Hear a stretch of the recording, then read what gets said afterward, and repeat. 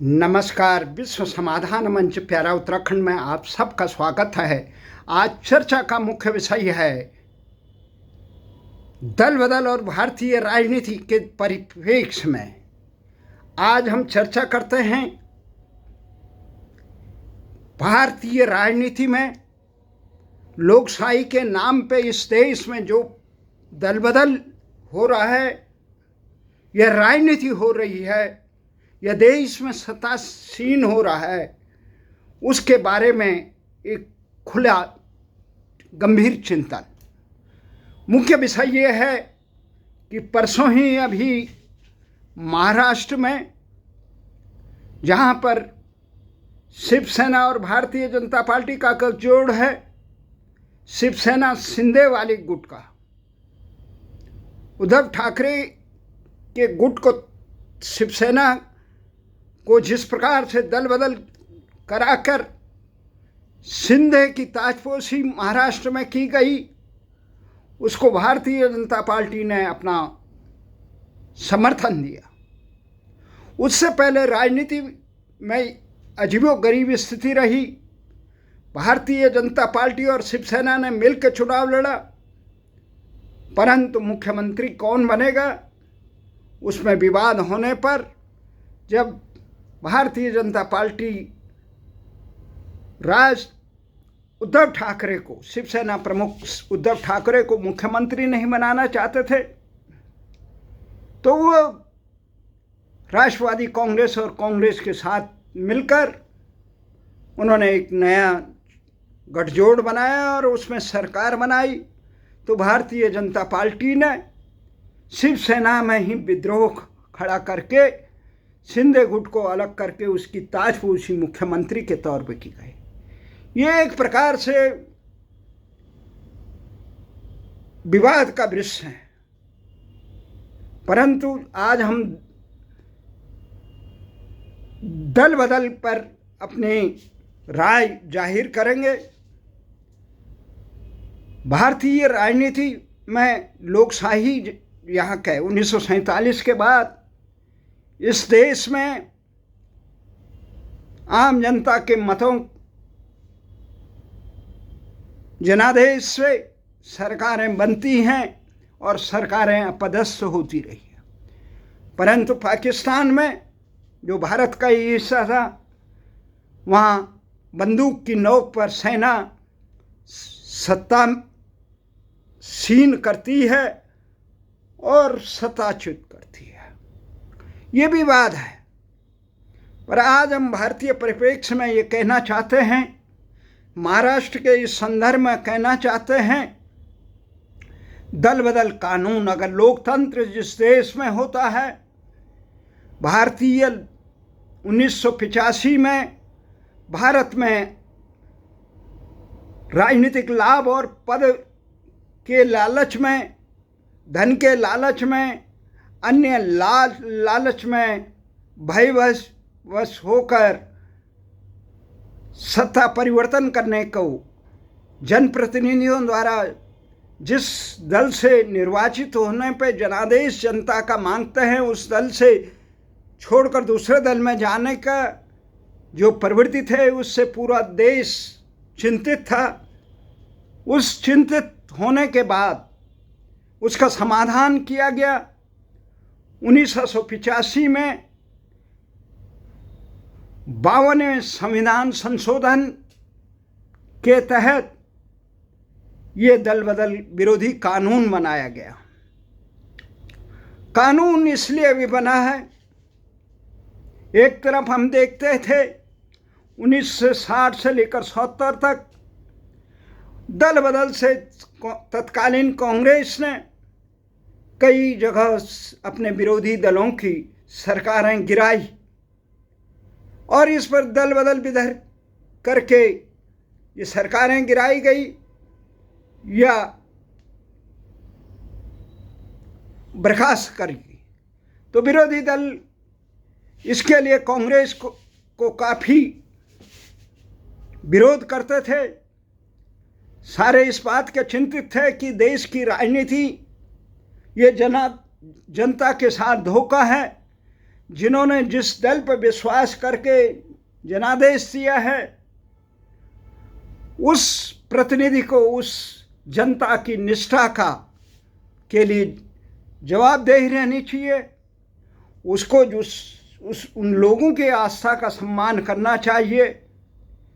1967 में एक घटना हुई अक्टूबर के महीने हरियाणा में कि एक विधायक ने, जो गयालाल था, 15 दिन के अंदर 3 बार दल बदल करता रहा। ऐसा ही अभी सीन आया, एक ऐसा दृश्य अभी दिखा कि महाराष्ट्र की 288 सदस्यीय विधानसभा में 2019 में हुए विधानसभा चुनाव में अजीत पवार, जो वर्तमान में राष्ट्रवादी कांग्रेस के अपने चाचा, जो राष्ट्र अध्यक्ष आला कमान थे, शरद पवार को गच्छा देकर, जिन्होंने भारतीय जनता पार्टी की शिंदे सरकार को समर्थन देने का काम किया, 2019 में भी भारतीय जनता पार्टी के साथ मिलकर पवार को गच्छा देकर जिस प्रकार से 80 घंटे के लिए उप मुख्यमंत्री बने, फडणवीस जो हैं वो मुख्यमंत्री हुए थे। आनंद फानन में शपथ दिलाई गई, 80 घंटे में ये पटाफेक इस प्रकार की सरकार अपने आप ही गिर गई। जब विधानसभा में पटल पर बहुमत न हो तो जगहशाही का काम होता है। तो 4 साल में अजीत पवार 3 बार उप मुख्यमंत्री बन गए इसी सरकार में। सरकारें बदलती रही, मुख्यमंत्री का चेहरा, पहले मुख्यमंत्री देवेंद्र फडणवीस रहे, जो भारतीय जनता पार्टी और राष्ट्रवादी कांग्रेस के विद्रोही गुट के सरकार बनी थी 80 घंटे की, उसमें उप मुख्यमंत्री रहे। फिर उसके बाद जो सरकार बनी राष्ट्रवादी कांग्रेस पार्टी और शिवसेना उद्धव ठाकरे के नेतृत्व में, उसमें भी उप मुख्यमंत्री रहे देवेंद्र फडणवीस। और अब तीसरी बार भारतीय जनता पार्टी सिद्धांतों की बात करती है, उसकी सरकार में भी, शिंदे सरकार में भी उप मुख्यमंत्री, तो उससे पूरे देश एक प्रकार से झन्ना गया है कि देश की लोकशाही का किस प्रकार से अपमान हो रहा है। देश की लोकशाही का जो दल बदल विधेयक बना हुआ है, कानून बना है, उसमें ये था कि 2/3 बहुमत के बिना किया गया दल बदल अमान्य है, अनैतिक माना जाएगा, उनकी सदस्यता खत्म हो जाएगी। जो विधायक, जो जनप्रतिनिधि अपनी इच्छा से अपनी पार्टी का छोड़ता है, उसकी सदस्यता भी खत्म की जा सकती है। और जो निर्दलीय स्वतंत्र उम्मीदवार किसी पार्टी को ज्वाइन करता है, उसकी सदस्यता खत्म नहीं, या पार्टी के निर्देश को, जैसे व्हिप के खिलाफ उल्लंघन करता है, तो उसकी सदस्यता जा सकती। तो ये तो 3-4 है, परंतु इसमें यह भी है, जब पार्टी किसी जनप्रतिनिधि को अपने आप निष्कासित करती है, हटाती है, दल से हटाती है, तो वो असंबद्ध सदस्य हो जाता है, वो उसकी सदस्यता नहीं जा सकती। तो ये समाधान निकाला था। ये आयाराम गयाराम के नाम पर जो सत्ता लोलुपों का जो बंदरमाट 25 करोड़ में, 50 करोड़ में, 100 करोड़ में जो विधायक और सांसद खरीदे जा रहे थे, बेचे जा रहे थे, उस पे, उस कलंक को लोकशाही को बचाने के लिए एक प्रकार से ये कानून 1985 में संविधान के 52वें संविधान संशोधन कानून को पारित करके, विधेयक को पारित करके कानून बनाया गया, परंतु तब कल्पना भी नहीं की गई थी कि इस प्रकार की सरकारें आएगी, इस प्रकार की स्थितियां भी सामने आएगी। सर्वोच्च न्यायालय को भी दखल देना पड़ता है। किस प्रकार से बिना तैयारी के कि सत्ता हमारे पास है किसी प्रकार से किया जाए। उत्तराखंड में अगर सर्वोच्च न्यायालय और उच्च न्यायालय इस प्रकार हस्तक्षेप नहीं करते तो एक निर्वाचित सरकार का हरण किया गया था। और उस समय के दौरान जो जनहित के कार्य होने थे उन कार्यों पर अंकुश लगा, वो कार्य भी नहीं हो पाए। इसलिए पूरे विकास का, जनहित का, राष्ट्रहित का, संवैधानिक संस्थाएं कमज़ोर होती हैं और किस प्रकार से खुले बाजार में बोली लगती है। उत्तराखंड में ये इसका उदाहरण है। सरकारें तो इस प्रकार से क्रियान्वित करती है कि भाई जो बोली लगा रहे हैं उन पे अंकुश। पर ये देखिए जो सर्वोच्च न्यायालय ने जिस कार्य को संविधान विरोधी करार दिया, जो विधानसभा के पटल में हार चुके हैं, उसके बाद उनको क्या दंड दिया जाए, इस पर संविधान मौन रहा। इस प्रकार ये सोचा कि उनके अंतरात्मा जागेगी, पर पदलोलुप लोगों की कोई अंतरात्माएं नहीं होती है। अब हम ये देखना चाहते हैं, दो पक्ष हैं इसमें। हमारा एक साफ मानना है भारतीय इतिहास में कि भारत में लोकतंत्र का कहीं दूर तक वो नहीं है। यहाँ दलीय मानसिकता के दलीय तंत्र चल रहा है, यहाँ जातीय तंत्र चल रहा है, यहाँ धनबल का तंत्र चल रहा है। यहाँ पे जनता मुद्दों के आधार पर राष्ट्र हितों के लिए, जनहितों के लिए काम करने का काम जनादेश नहीं देती है। किस प्रकार से राजनीतिक दल, सरकारें जनता को झूठे प्रलोभनों में फंसाकर, जिस प्रकार से हम आपको सस्ती बिजली देंगे, सस्ता एक महिलाओं को फ्री बसों में सेवा देंगे, उनको ये 1000 रुपये देंगे, 2000 रुपये दें, इस प्रकार की घोषणाओं पर, प्रलोभनों पर निर्वाचन आयोग या देश के न्यायालय इन पर अंकुश लगाने के लिए कमज़ोर रहा। अगर ये लगा रहता, अगर ये होता कि जो राजनीतिक दल जो सत्तासीन होकर अपने चुनाव वादों को जितना प्रतिशत पूरा नहीं करती है, उतने प्रतिशत लोकसभा की सीटों पर, विधानसभा की सीटों पर अगला चुनाव लड़ने पर उसे प्रतिबंध लगा दिया जाए। जब तक जवाबदेही नहीं होगी, इस प्रकार की झूठी और जनता को प्रलोभन देने वाली घोषणाएं होती रहेगी। तो इस प्रकार से छलावा जनता के साथ किया जा रहा है। हमारा ये मानना है देश की अपनी भाषा, अपनी संस्कृति, अपनी इतिहास, अपना नाम के बगैर, जनता के जागरूकता के बिना लोकशाही कमजोर होती है, लूटशाही में तब्दील होती है। भारत में राजनीतिक दलों ने जिस प्रकार से बंदर बांट की सत्ता की, कोई अपनी सत्ता के लिए राष्ट्र विरोधी तत्वों को, आतंकवादियों को न्यायालयों से छुड़ाने का काम करते हैं, कोई अंध तुष्टिकरण करने के लिए देश के में जातिवाद, क्षेत्रवाद से लेकर संप्रदायवाद की बात करते हैं।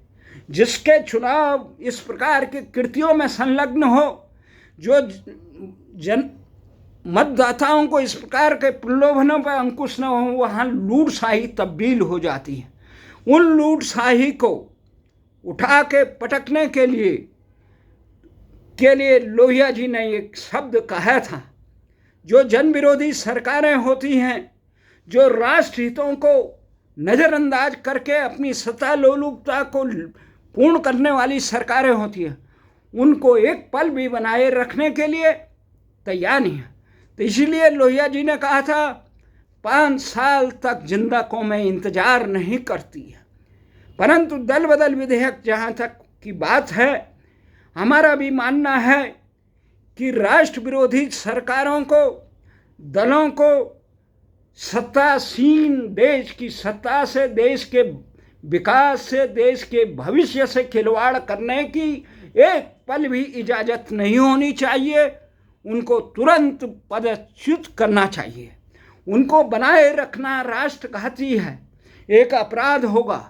इसलिए एक तरफ हम देखते हैं जो लोग अंधतुष्टिकरण में लगते हैं, जो देश को एक कानून देने के लिए तैयार नहीं है, जो देश को कम से कम संप्रदाय से लेकर जातिवाद, क्षेत्रवाद की और परिवारवाद से लेकर अपराधियों को, भ्रष्टाचारियों को और कुछ शर्मनाक संरक्षण देते हैं, उन तमाम दलों पर को सत्ता में रहने का कोई अधिकार नहीं है। इसलिए हमारा नज़रिया साफ है, अगर देश में लोकतंत्र, जनता जागरूक होती है, वो जनादेश अगर राष्ट्र हित में देती है तो वहाँ लोकतंत्र होता है, वहाँ जनादेश, वहाँ लोकतंत्र होता है। परंतु जहाँ जनता को प्रलोभनों में उनके जनादेश का हरण किया जाता है, जहाँ जनता को जातिवाद और क्षेत्रवाद और धनवाद और बाहुबलियों के नाम पर बरगलाया जाता है, वो लूटशाही होती है।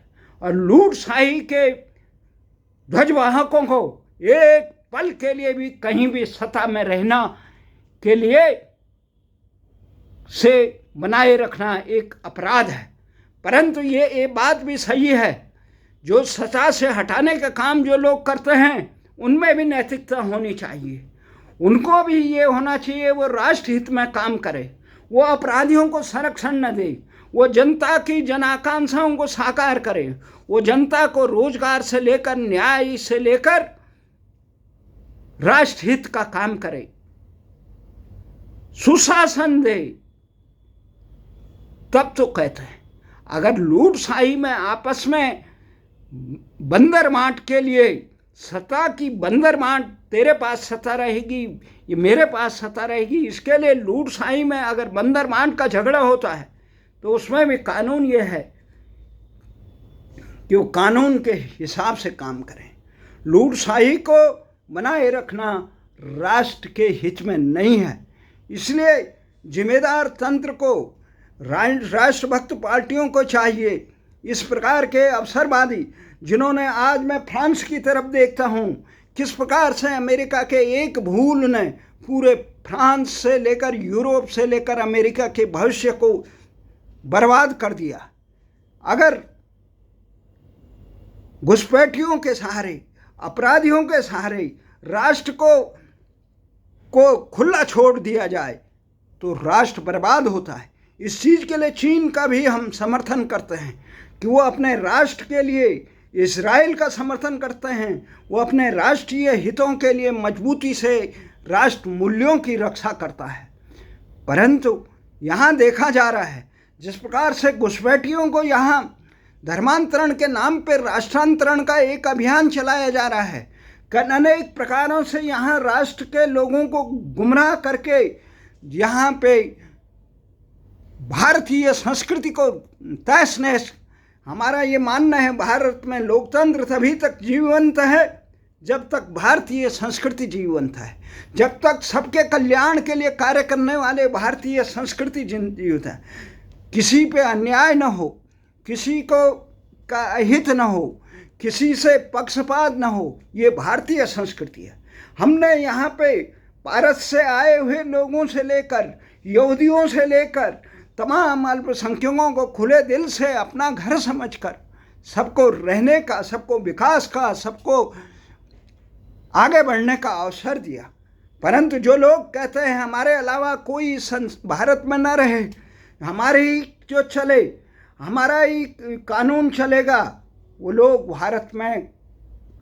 भारत के हितैषी नहीं हो सकते हैं।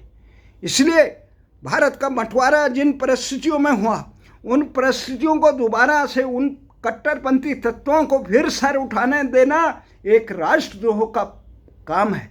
इसलिए हमारा मानना है, देश को अगर बचाना है फ्रांस की प्रकार की तबाही से, अगर भारत को बचाना है इस प्रकार के कट्टरपंथी तत्वों से, तो भारत में एक सरकार को राष्ट्रवादी मूल्यों के लिए लोगों को जागृत होना पड़ेगा। लोग क्षुद्र स्वार्थों से ऊपर उठकर, दलगत राजनीति से ऊपर उठकर राजनीतिक दलों पर राष्ट्रवाद का अंकुश लगाना पड़ेगा कि आप राष्ट्र हित को सर्वोच्च प्राथमिकता दें। आप जो चुनावी वादे करते हैं, लोगों की भावनाएं भड़काते हैं, उन भावनाओं के अनुरूप काम करें।